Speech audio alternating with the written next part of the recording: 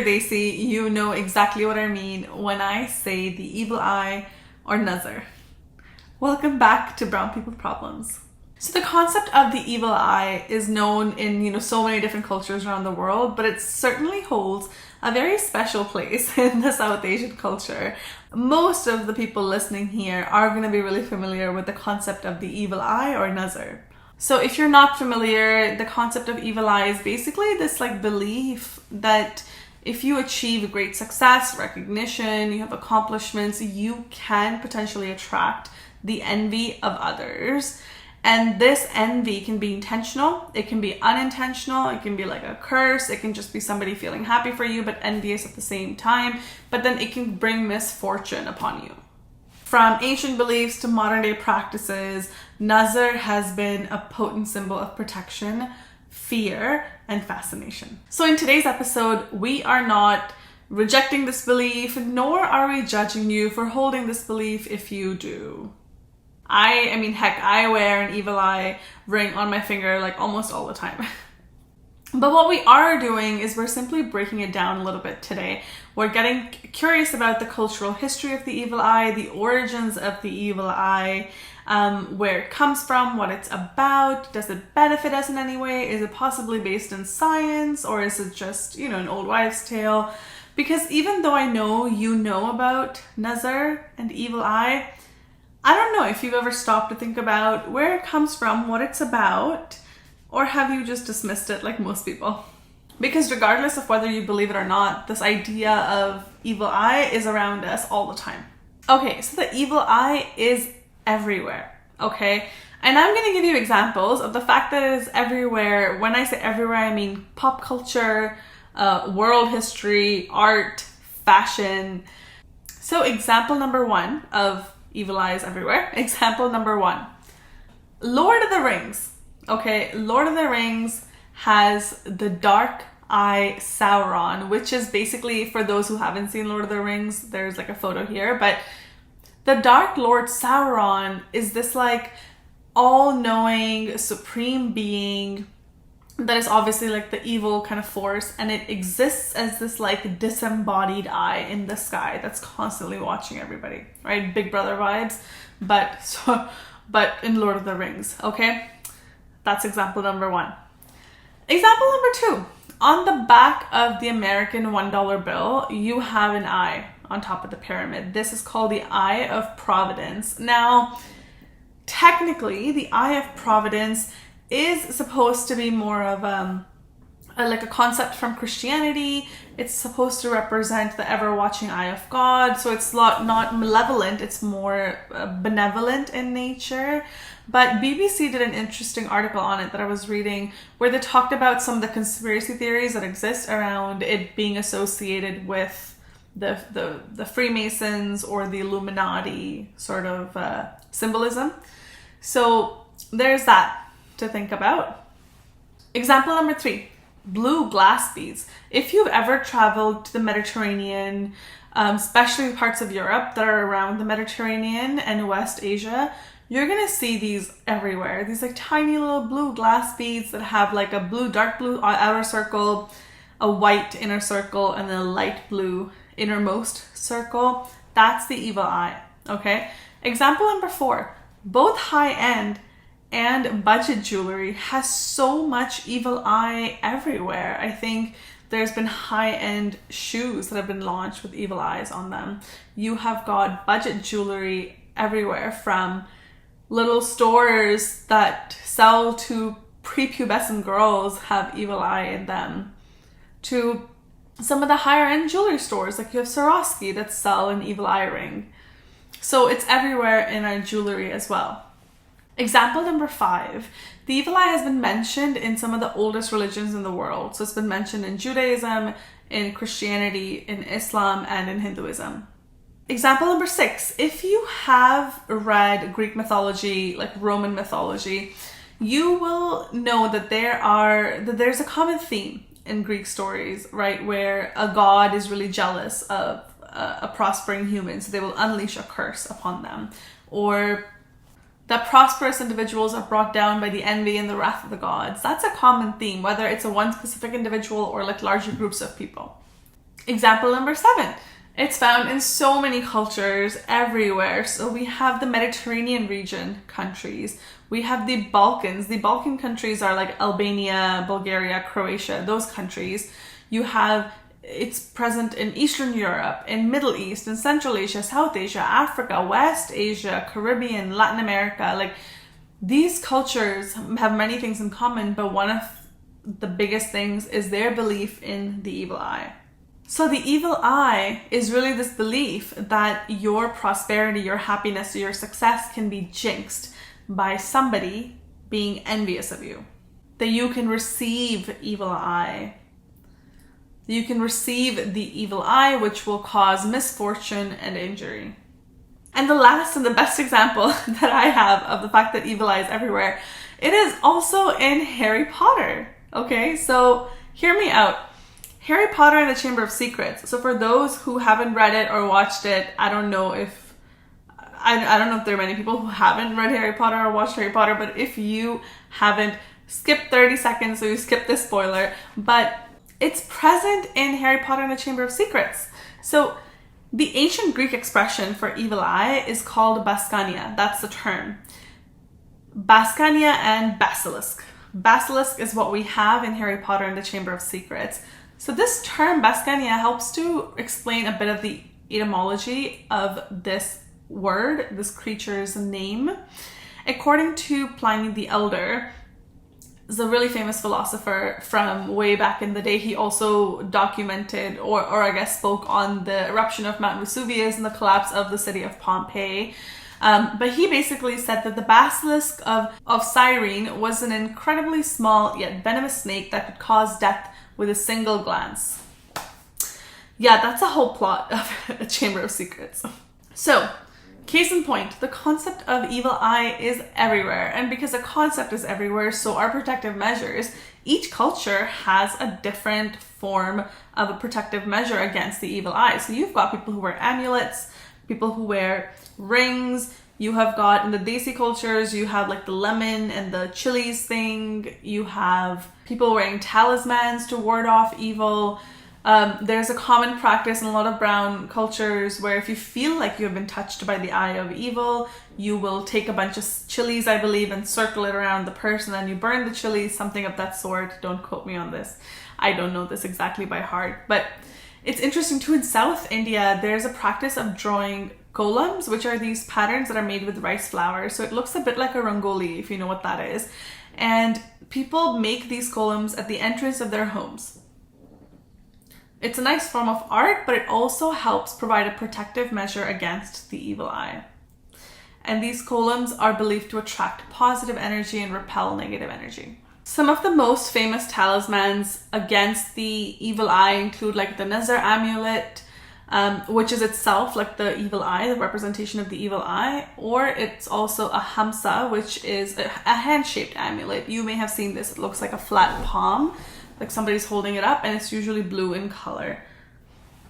In some cultures, you also say a phrase to help ward off evil.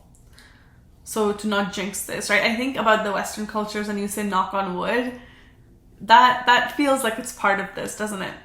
Then there's the iconic blue eyeglass amulets from the Mediterranean. They're called evil eyes themselves, like I was saying.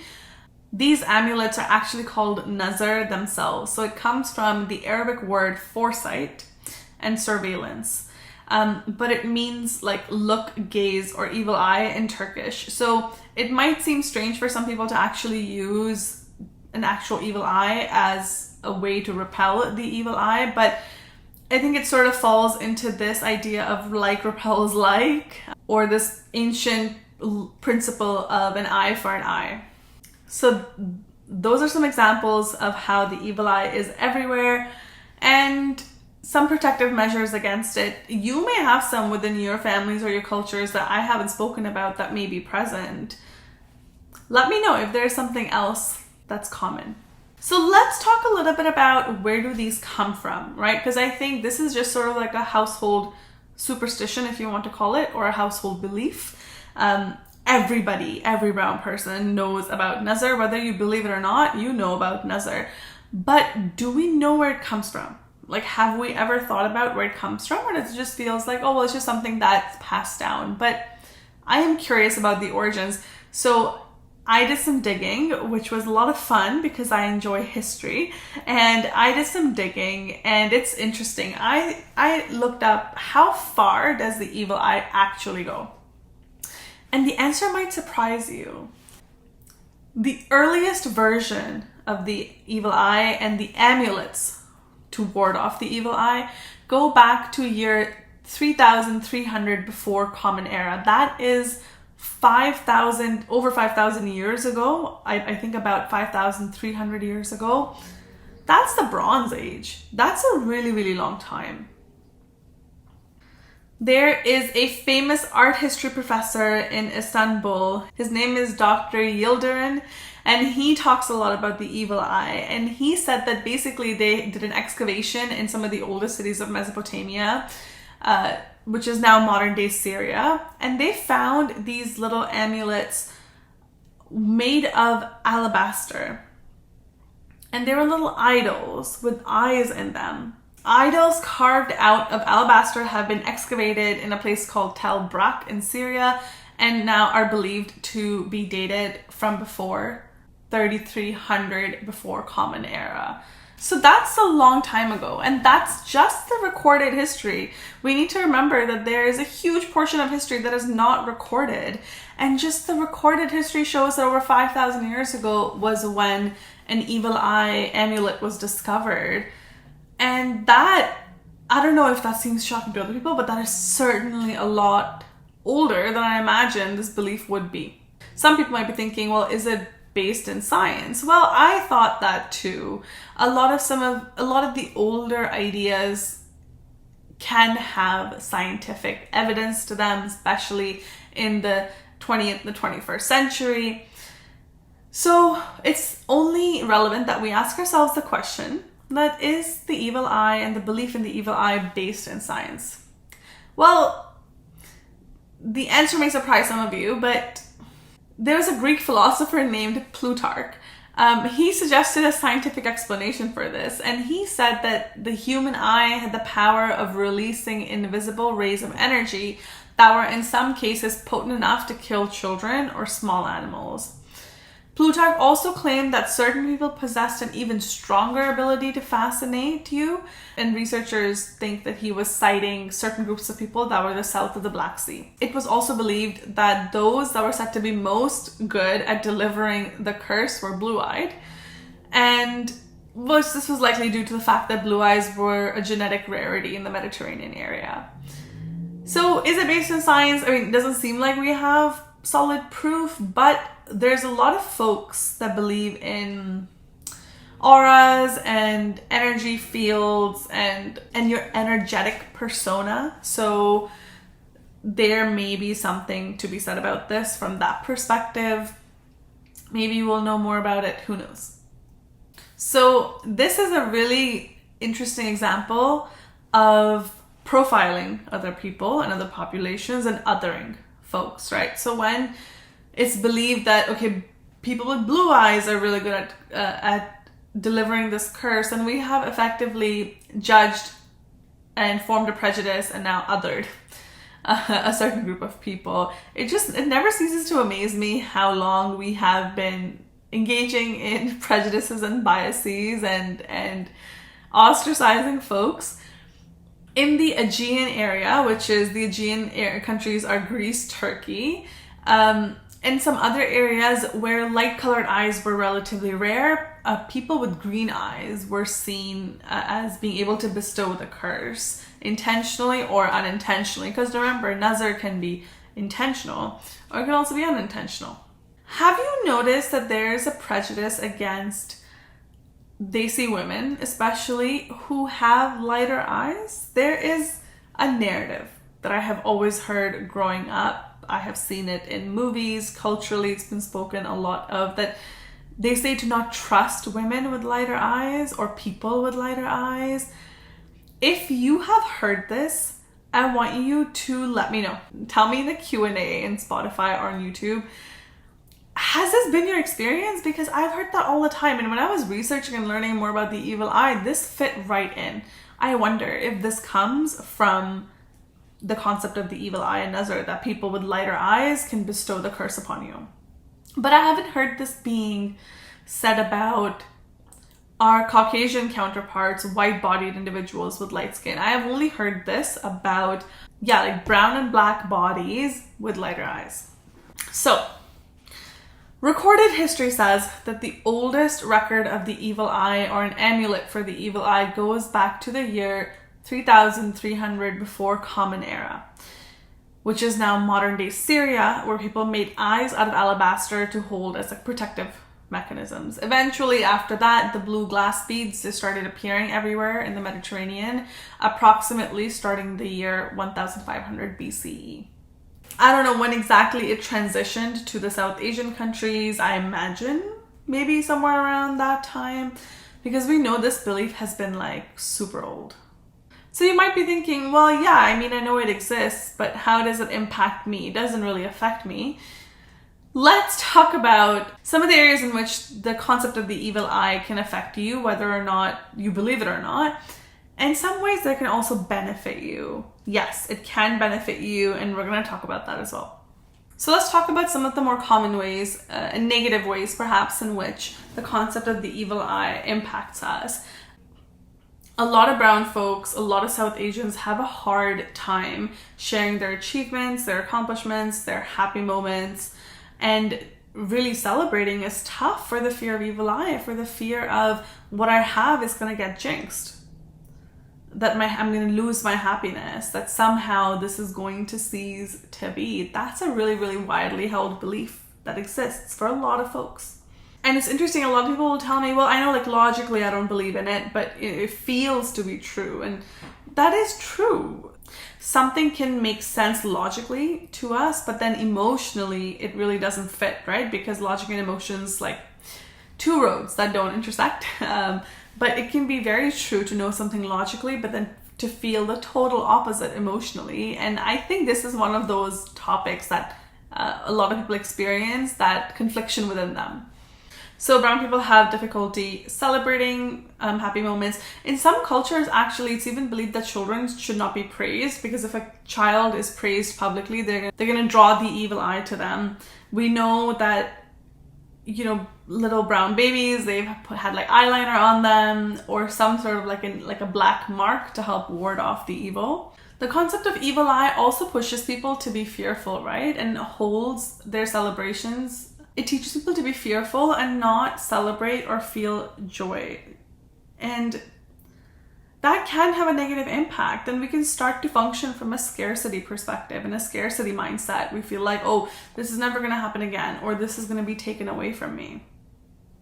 And also people can start to really isolate themselves in that. So we all know people that don't like to celebrate things, right? They don't celebrate accomplishments, they don't celebrate birthdays, they don't celebrate this or that. And it's possible that for some of these people, it may be coming from a place of the evil eye. So you really start to isolate yourself in that process.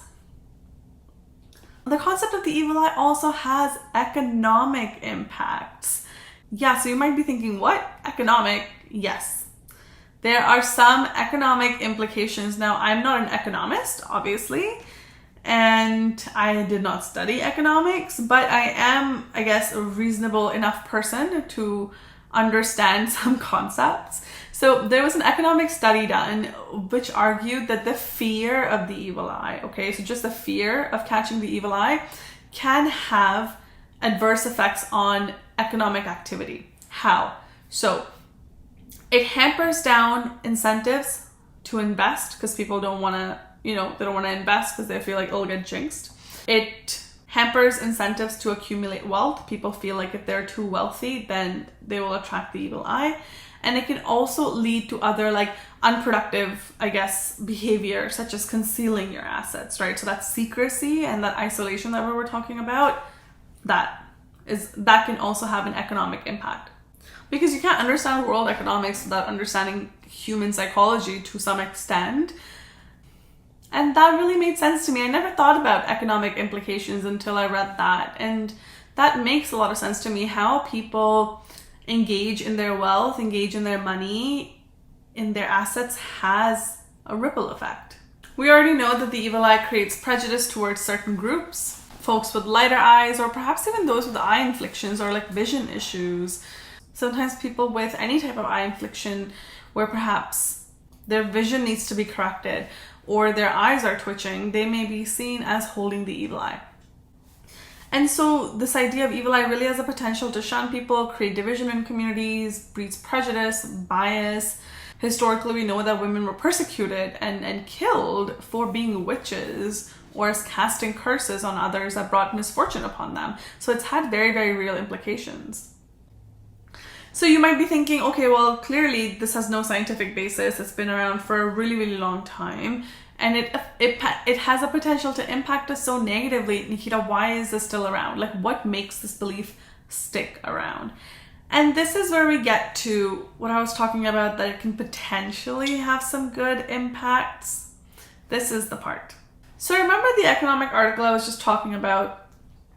It also spoke about potential of positive implications of the evil eye. So one of the things the article talks about is how the evil eye belief can help to avoid conflict. How?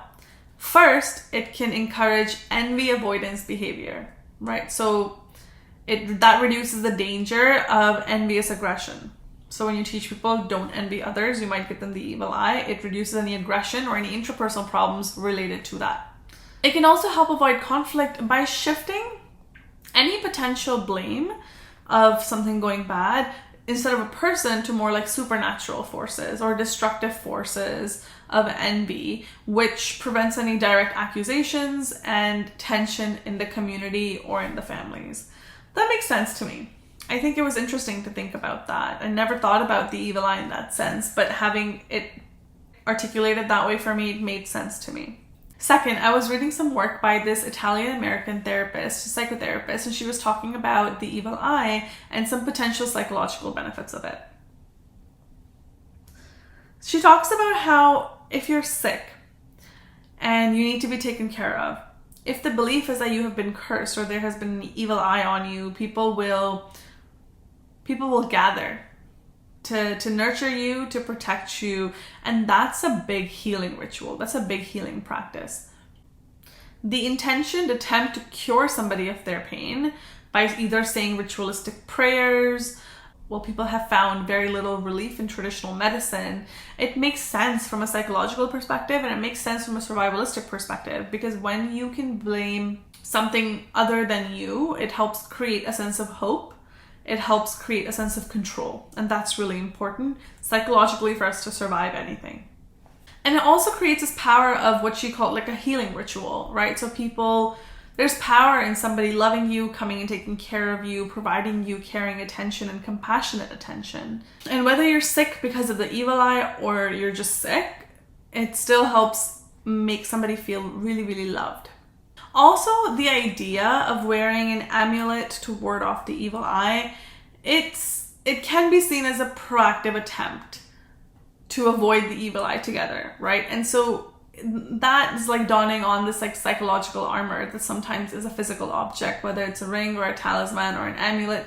It helps you feel like you are protected. And again, this is all psychological, right? So it's not physical armor necessarily, but psychological armor goes a really, really long way. It has some really, really profound effects on us being able to feel safe, secure, and connected. If you're still here with me, you made it. You made it to the end. Thanks for listening to this. But it really seems like the evil eye, is perhaps a way to explain and cope with misfortune and crappy things happening. And it's a mechanism to deal with envy, jealousy, some of those emotions that can disrupt social harmony and social order. And it helps sometimes people also feel like they're in control, but it's such a big part of our lives. And you may not, again, believe in evil eye, and that's okay, or you may believe in it, and that's also okay. Right? I think everyone's opinion is their own, but it's really interesting to see where it comes from and its potential impacts, both helpful and not so helpful. But really what I take away from this and preparing for this episode was really this idea of how the evil eye can create at the same time this discord in our communities. It can create tension in our communities and pit people against one another or certain groups, while at the same time also creating this like social harmony by having a way to explain away some of the bad things that happen to you. It's really interesting how these two things are not mutually exclusive. They're both present together at the same time. And that just makes it so much more complicated and interesting, doesn't it? Let me know, do you believe in the evil eye? Is that something that you actively believe in it, or doesn't cross your mind? Or are you somewhere in between, which is like most of the people that I've spoken to, that logically it doesn't make sense, but you in your heart of hearts, like you believe in it, and so you do what you need to do to take care of yourself. Once again, thank you for engaging with me. Thank you for listening. Hope you enjoyed this episode. My resources will be linked in the description of the episode. As always, if you want to connect with me, please follow me on Instagram. Our handle is Brown People Problems Podcast. And you can also email me at brownpeopleproblemspodcast@gmail.com. See you in the next episode. The guest and the host of Brown People Problems do not offer individualized therapeutic or medical advice, and our conversations should not be interpreted as such. This podcast is not a replacement for therapy. This podcast exists for educational purposes only. Please consider your circumstances and engage with the content mindfully.